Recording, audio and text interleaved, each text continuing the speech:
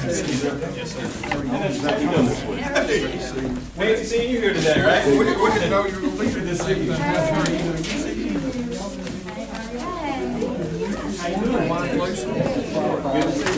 you. Good to see you. How are you doing? Good to see you. Everybody's kind of qualifying today, right? That time of day, right? Sit over here. Good to see you. How are y'all doing? Everybody good? Well, good. Burp walk, burp walk.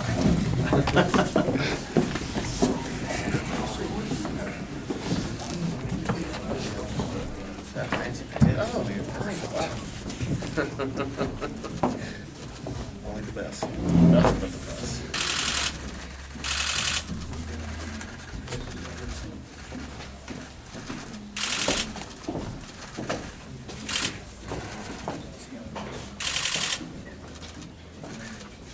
$2023. It's kind of hard to imagine and fathom, right?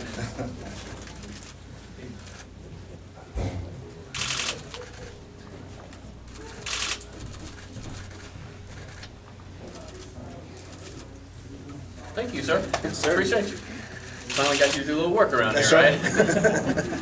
That's obviously not true. You can look at this place and how much Frank has done.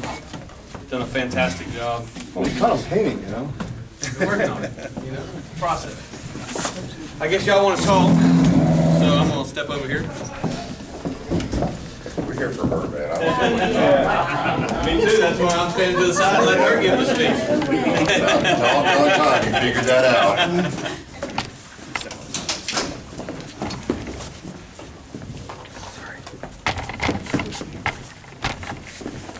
Everybody up? Yes, we're still. You good? Corey, you good? Yep. We good. Okay.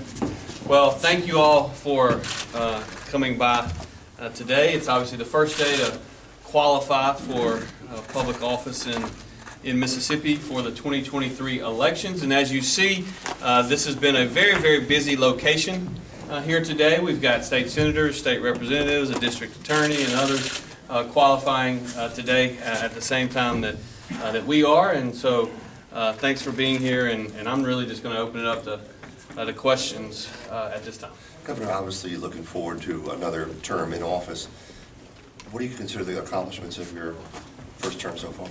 Well, I think one of the things that is very important, and I've tried to do this throughout my entire tenure in public office, is make promises to the voters during the election and then going out and fulfilling those promises. When we ran in 2019, I don't think we were aware of some of the challenges that would come before us with the 14 natural disasters declared federally within the first 14 months of my tenure.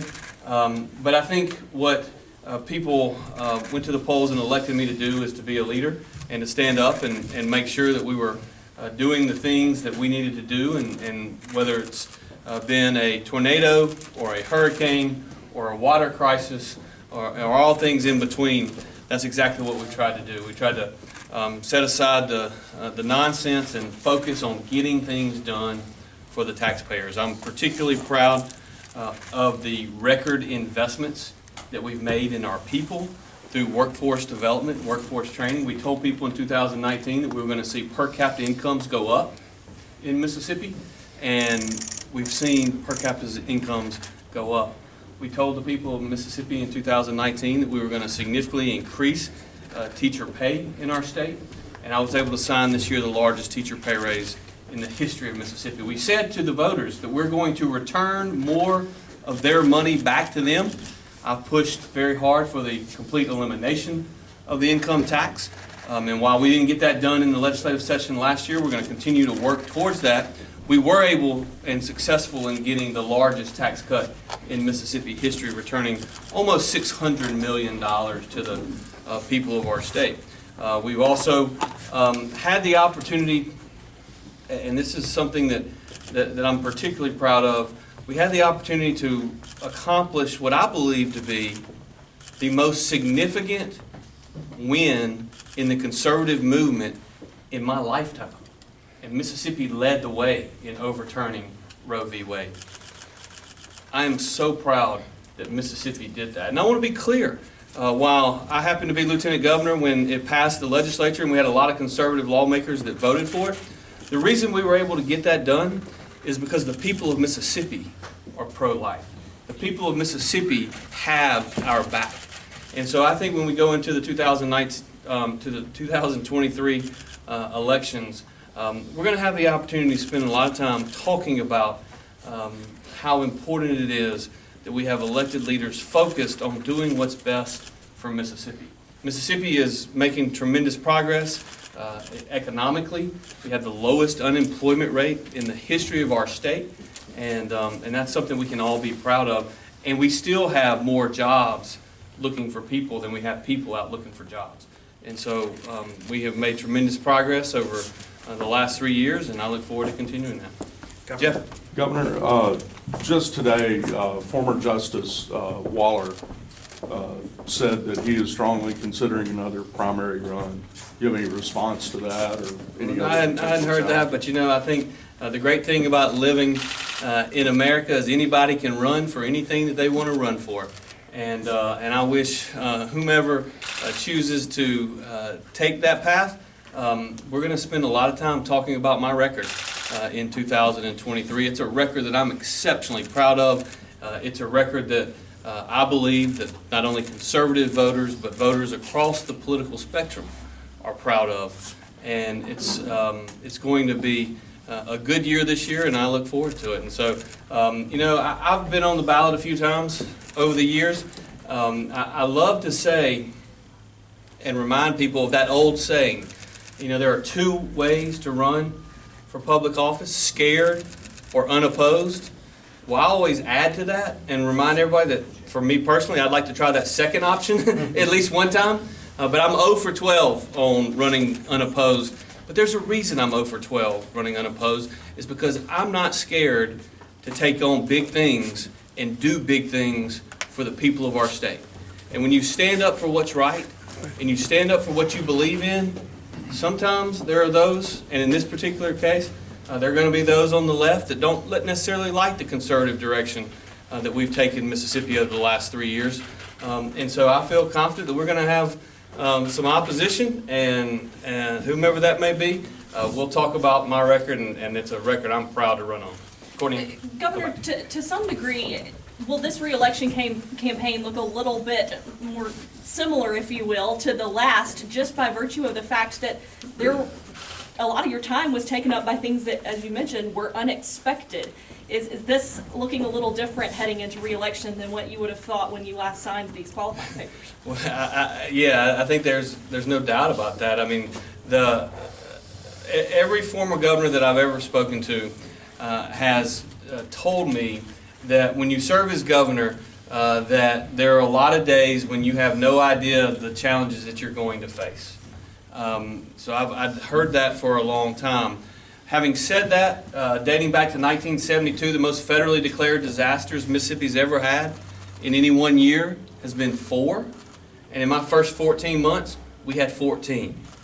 And so I don't know that any governor in the history of our state has dealt with the challenges, the unknown challenges that we have had to deal with through not only hurricanes and tornadoes, but through COVID, where there really wasn't a roadmap, and we had to listen to those across various fields and make the best decision for Mississippians.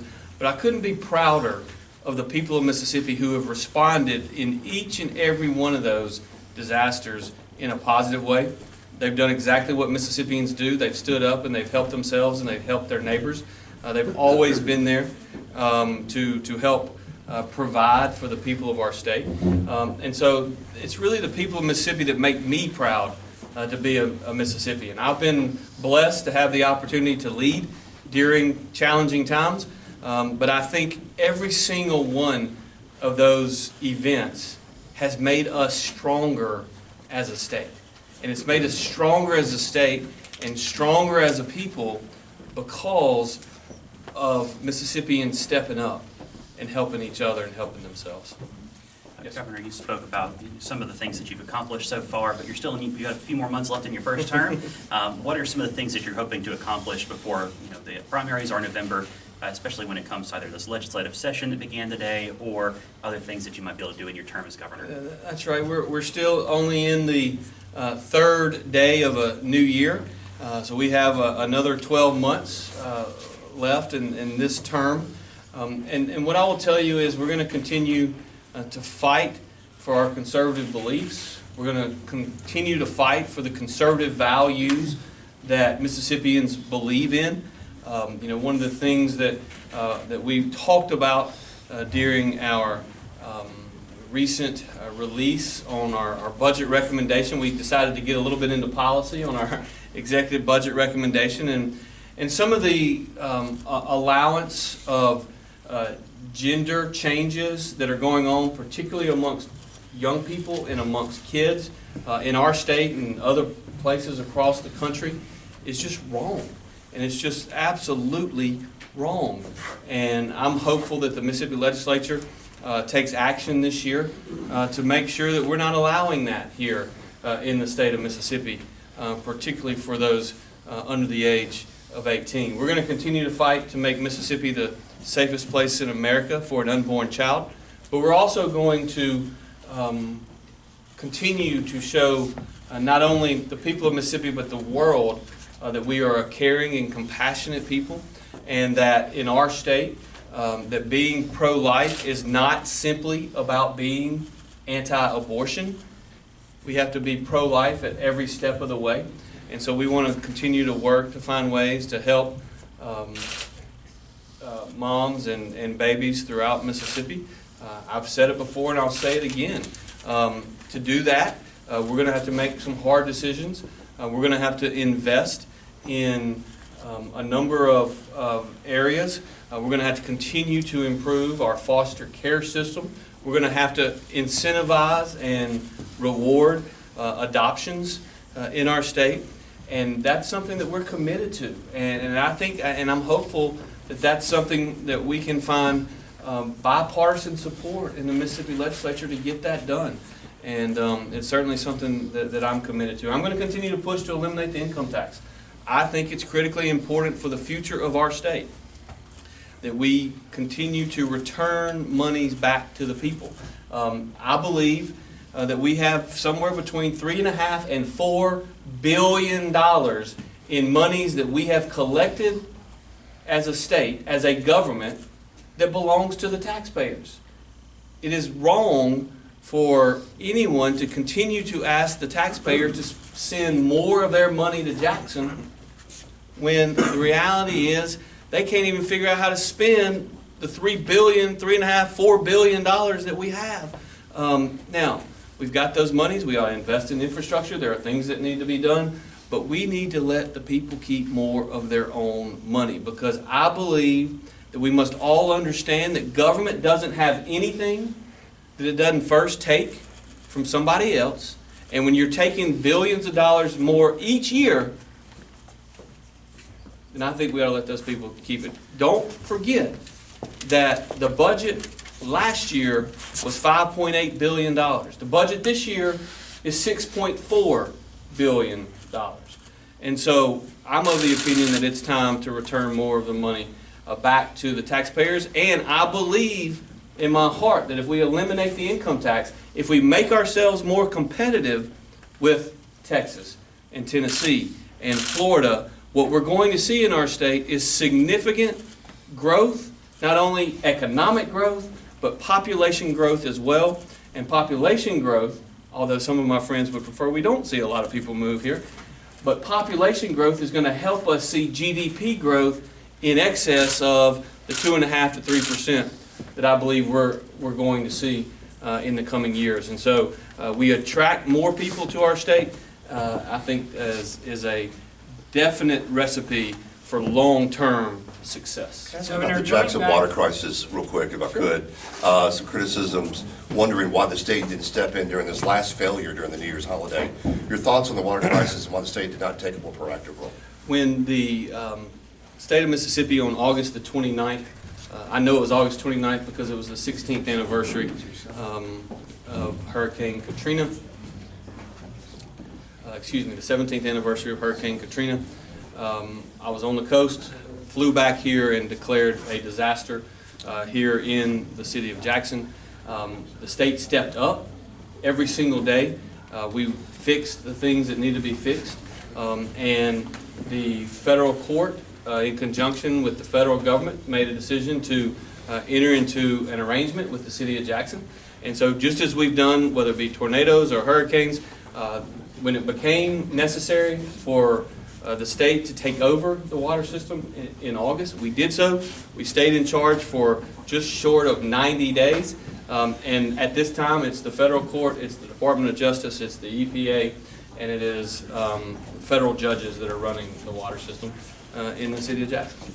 Governor, going back to your budget recommendation, you said that parents' voices, quote, should reign and that schools should have an obligation to adhere to the will of parents. Yet you also say there's no place in our schools for policies that force students or teachers to refer to a child by a name or pronoun that fails to correspond with their biological sex. Is there possibly a contradiction there if a parent and if a child, and supported by their parent, wishes for that child to be referred to by a specific pronoun or name? How does the parent's voice reign in that situation?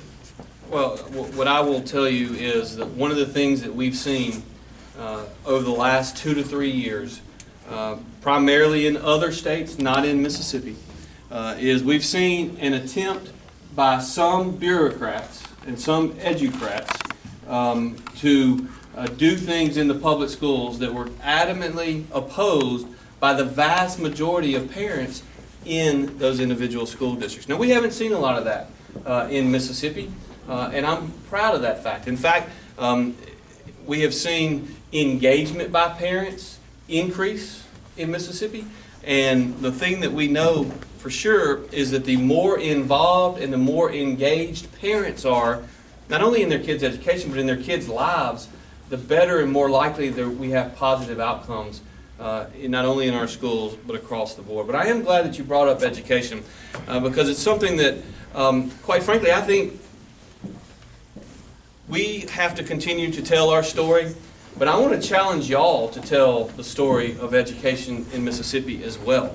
Because, you know, there's a group of individuals across the state that really want you to believe that Mississippi is 50th in everything, and they particularly want you to believe that Mississippi is 50th in public education.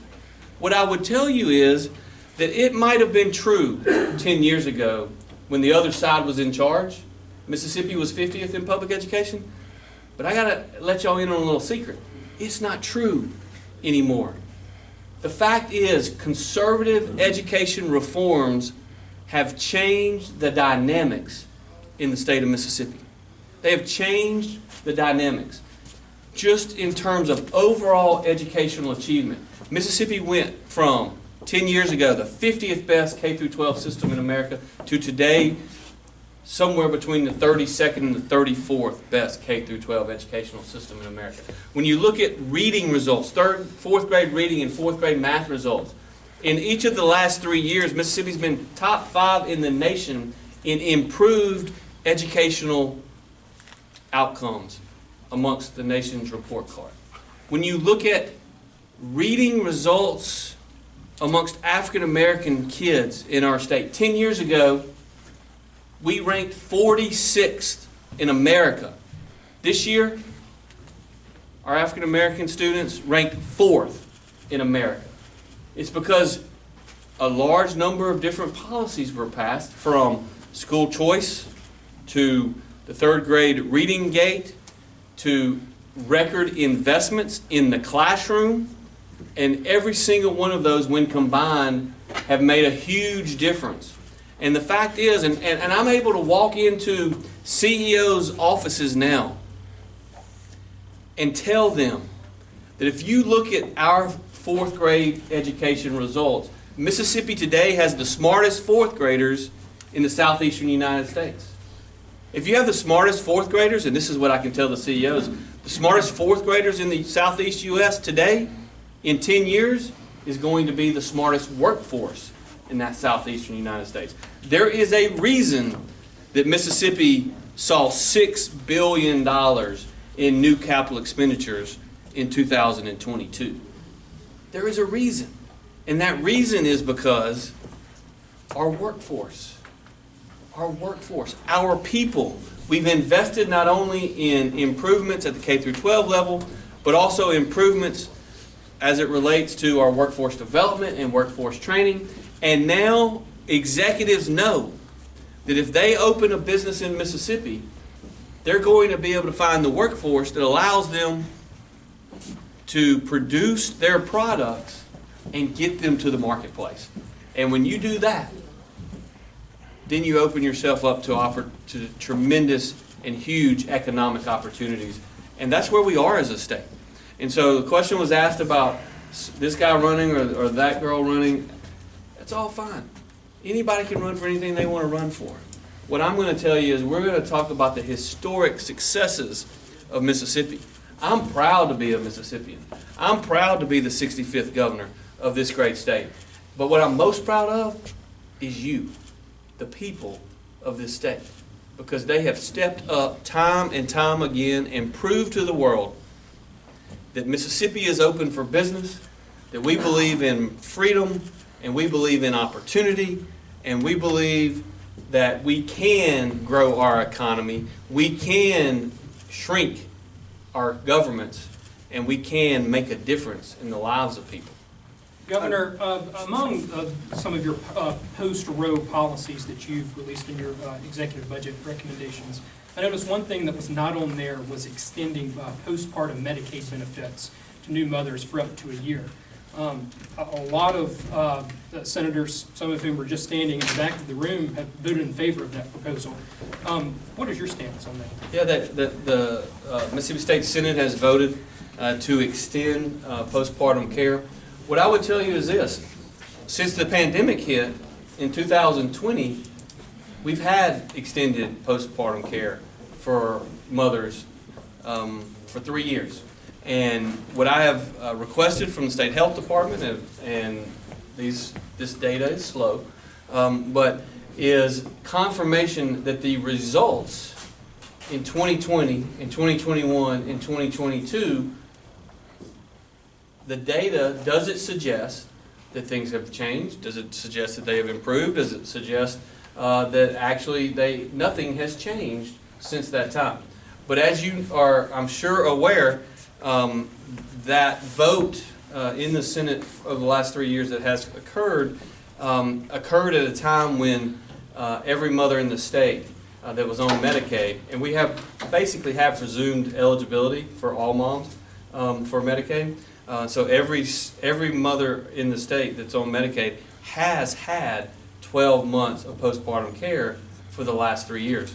And the data is just not in yet as to whether or not that really truly made a difference. When you look at the real data behind some of our poorer outcomes when it comes to moms and babies, it's really interesting because at least I went into assuming that that some of the bad outcomes existed amongst those young people, really kids, having babies at an age that is way too young. But what ultimately we found in doing our data research is that a lot of the really poor outcomes for moms occurs for those moms who are really older, above 35, above 40. In many instances, they were having their second child within a 1 year period or certainly within a 2 year period. And so I think we certainly want to see better results. We got to see better outcomes. But what I don't think we can do is verify and confirm that the statistics amongst that particular sector of individuals, that their outcomes would change considerably simply by making that change. So at this time, I'm not telling you that I'm for it or against it. We're still doing research, but I don't think it's a panacea to see significant changes, because I haven't yet seen any significant changes that occurred in 2020, 2021, and 2022, and even in 2023, when even today, every single one of those moms has access to 12 months postpartum care. Last question, we're going to go to... Let's go right over here. How will you address the spate of hospital closures? What kind of closures? Hospitals. Hospital Hospital closures. closures. Hospital closures. Clearly, we find ourselves in a situation in certain areas in which you have hospitals that have made a large number of decisions, some of which have made good decisions, some of which have made less than outstanding decisions. We talk a lot about Greenwood LaFleur, for instance, and the need for a look at that particular situation. Well, just look at it from a numbers standpoint, and here's the questions that should be being asked. In 2000, LaFleur County had approximately 55,000 people in the county. In the 2020 census, LaFleur County had approximately 27,000 people. Their population had been cut in half over a 20-year period. So my question to you is, how many employees did that hospital have in 2000 versus how many employees did they have in 2020? Over the last 20 years, did they have any opportunities to perhaps sell the hospital, merge with another entity? And if so, did they make a political decision to not sell for one reason or another that may not have been in the best interest financially of either the entity, the institution, or the people? And so what I would tell you when it comes to health care in our state, Mississippi's CON laws are outdated. Mississippi's Certificate of Need laws, which protects the entrenched, are bad for the state. They're particularly bad in metro areas like here because competition is already here. But I would submit to you that if we quit telling those potential competitors that they can't open, then we would find ourselves in a market that worked far better. And the fact is, when you talk about hospitals, there's evidently become this belief amongst some that the only way to deliver care is through the institution that is called a hospital. The reality is, we've got a lot of providers that provide care, and we've got a lot of patients that may need a hospital, but a lot of patients that don't necessarily need a hospital.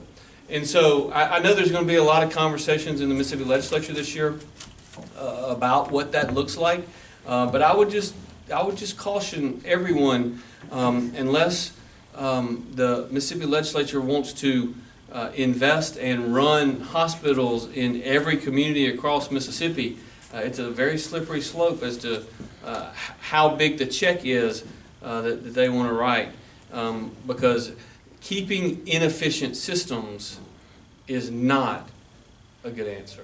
So clearly access to care is incredibly important.